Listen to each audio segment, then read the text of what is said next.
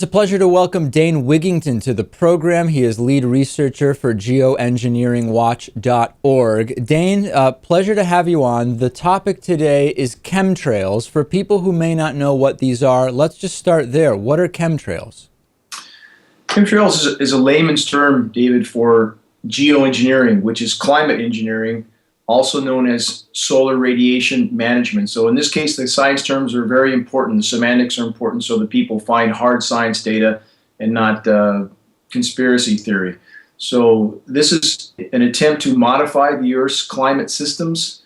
There's a number of stated reasons for this. Again, one is solar radiation management. That would be a primary reason stated by numerous patents. We have about 150 patents on these programs, and we have global governance documents from Congress, the UN, and so forth. So the primary stated purpose, David, is to slow a runaway greenhouse effect by filling the atmosphere with light scattering reflective particulates. In this case, we're talking about heavy metals. The primary element is aluminum. So these programs are quite damaging to the human health organism and the climate system as a whole. So and how are these elements dispersed? I think that's a key question. Aircraft disbursement. Yes, this is intentional payload disbursement from aircraft. There may be some method of disbursement by mixing additives in fuel, but we have patents, film footage of spray disbursements with material coming out of nozzles on aircraft. So this is an intentional effort to saturate the atmosphere with reflective light scattering particulates for the purpose of solar radiation management. And again, speaking in layman's terms, when we see, often for people to kind of link this with what we see sometimes on the internet, are those images where we sometimes see what seem to be streams of either air or liquid coming from the back of an airplane? Is that what we're talking about here? It is. And people have been led to believe that anything they see in the sky is a condensation trail. And quite simply, the science doesn't hold up in this case. People should be able to distinguish for themselves. When you see a grid pattern one day and nothing the next, obviously there's something going on. And we know from the type of jet engine on most of these aircraft, David, a high bypass turbofan jet engine, which we have a tutorial on geoengineeringwatch.org so people can see how this engine functions. For all practical purposes, it's incapable of putting out a condensation trail except under the most extreme circumstances. So we have film footage of this happening at altitude. People can view these videos at geoengineeringwatch.org or other sites. So we know that they're spraying from aircraft. So let's go through a couple pieces. First, you mentioned that we want to separate this from conspiracy theories, and I think it's interesting to use that term because some people do consider this a conspiracy theory. So first, to provide some context for the audience, are there other so-called conspiracy theories that you subscribe to? In other words, do you believe that the U.S. Landed a man on the moon, for example? You know, I'm not researched in other areas, and I don't want to go into those areas because I'm not researched and I have no opinion. I can only state in this case we have film footage of it happening, so there's no theory involved. We have about 100 lab tests in Northern California, hundreds from across the globe that show that these metals are falling down on us, raining down on us. No, but Dane, I don't want to interrupt, but I want to get to that. But just to push back a little bit on this, in preparing for this interview, it seemed like on June 6th on the USA Prepares radio show, you did say that you found it incredibly unlikely that we landed anyone on the moon and that we sent a buggy up there. Here's what I said, David. I said this, that I think it's interesting that we could leap up there in 1969 and nobody's been back. That's all I said. And that's all I will say. And I do find that interesting. I think it's interesting that nobody's ever been back, but that's all I said. Okay, good. No, I just want to make sure that all the information I have is accurate and that you did address that on that program, and you're saying that you did. So let's get now, I want to get into some of the specifics, though, of the chemtrails. Though, I hope it's clear that that's all I said. I mean, I do find that interesting, and I stand by that. That's perfectly fair. Yeah, no, we're not going anywhere beyond that. I want to talk first, there's just so much of this, and as a layman, it's hard to wrap your mind around everything related to chemtrails. I want to first talk a little bit about the aluminum specifically, right? The claims about aluminum. I did some research about this, and I went into it with an open mind. And what I found was that there are some air analyses that have been done, for example, one from Phoenix, which show levels of aluminum and barium that are so high that if the test were accurate, we would all be dead. That was kind of one set of studies that I found. And then the other set of studies that I found showed that while there were some levels of these heavy metals in the air, that they were equal to or lower than what we would consider kind of the normal levels that are not in any way a red flag and don't suggest that any have been added. So how would you counter that data? Well, I can't speak for a test in Phoenix that I didn't do, but I can speak to tests in Northern California, some of which were done by U.S. Forest Service biologists whom I work with, and all of these tests were done at the state-certified lab. There's a massive amount of aluminum, barium, and strontium, other metals falling down in our rain. Now, if this was normal, David, it would not affect aquatic insect life as it has in Northern California. In fact, we've seen a 90% decline, 90, of aquatic insect life in Northern California, 90% terrestrial insect life decline. We've seen aluminum escalate in the rain tests from a baseline that was already high of 7 parts per billion to 3,450 parts per billion in a single rain event. This is highly toxic rain. There's nothing normal about this, and people have been led to believe aluminum is abundant, so it's common to find it in the rain. This is absolutely ludicrous. Aluminum is always bonded to other elements. It should not be in our rain unless you live in a Sahara dust storm. And quite simply, it wasn't there before. The aquatic insect life would have already been dead. Now, Dane, as a scientist, if the and I ask this question not rhetorically, but because I want to learn from you, if these numbers are indeed accurate from Northern California, as you state, how, as a scientist, did you look beyond the correlation of that data and actually link beyond a reasonable doubt the reduction of aquatic insect life to so-called aluminum that has been released by airplanes in the air? How did you link those two things to go beyond simply correlation and to causation? This is what we've always called for, David. When we know this metal's falling on us, we know it wasn't there before. We know from California Air Resources Board it's not coming from China, as a lot of people would like to assume.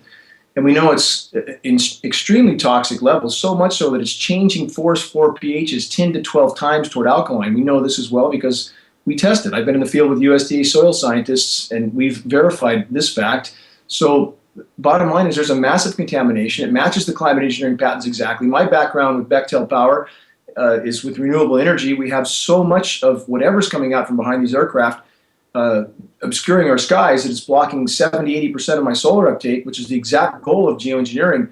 When every single dot connects, we're simply saying that an investigation is justified here. We know we have a contamination issue. It's indisputable. We know we have massive UV radiation issues now, which is also a known consequence of climate engineering. So again, we have an awful lot of right, but you're still not telling. So in other words, we also know that we have there are significant effects to fracking and oil drilling. We have incredible amounts of plastic trash in the Pacific Ocean.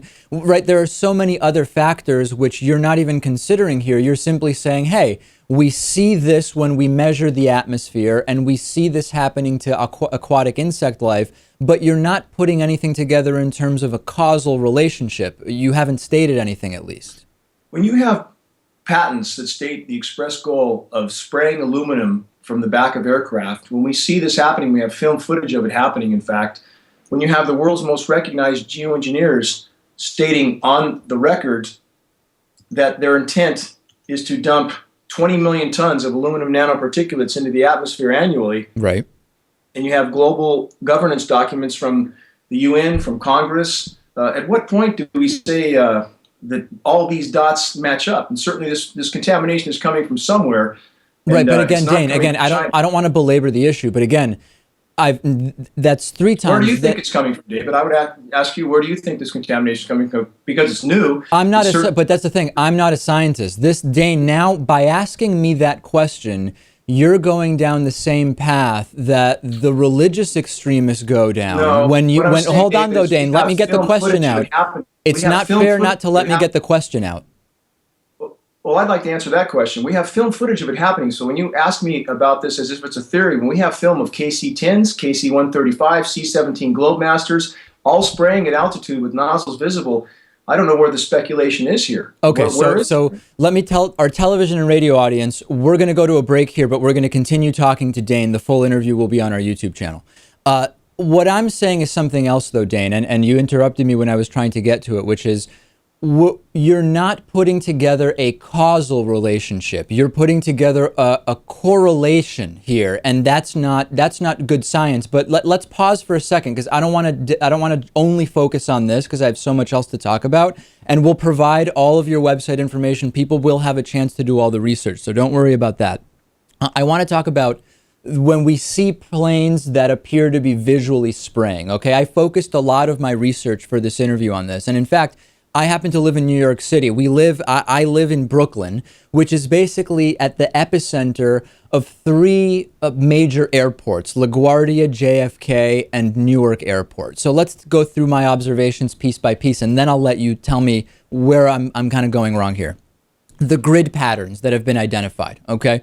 Because of the takeoff directions that yesterday, based on the way the wind was going, that were being used at these three airports, you could see what would be maybe casually in layman's terms considered airplane chemtrail lines going from all three of these airports. And as I looked above, there was indeed a grid pattern, because the takeoff patterns intersected. And it didn't seem to me at all like this was anything remotely unusual. I went back and found pictures from very early aviation where we saw the same grid pattern.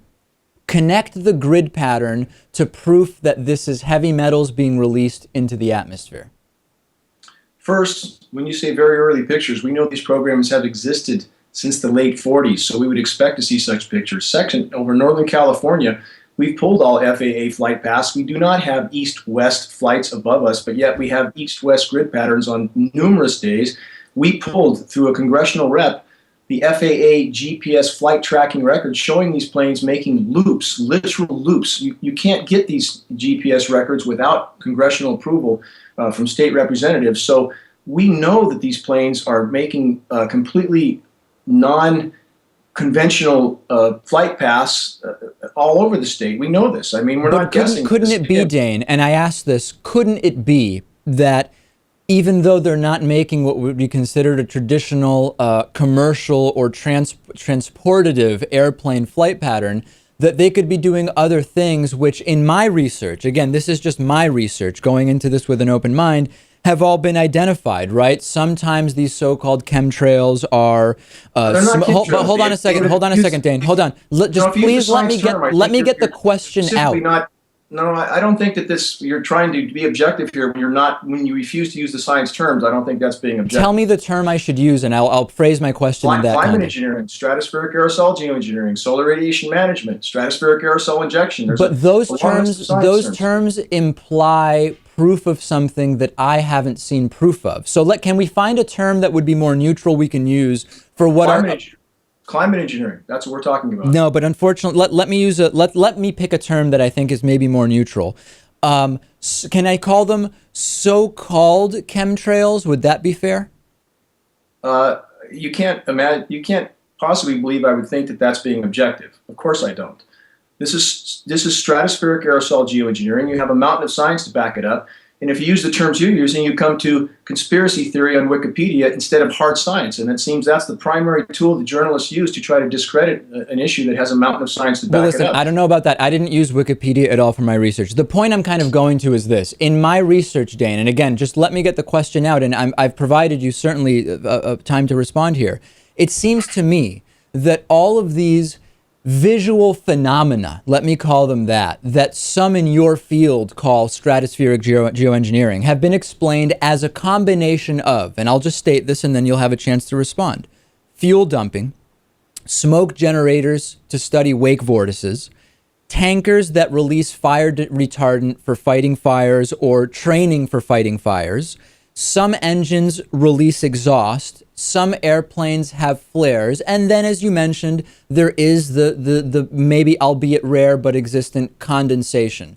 So what proof do we have, and when I say proof, I mean actual proof, that this is aluminum being deliberately released for climate engineering purposes? What proof do we have?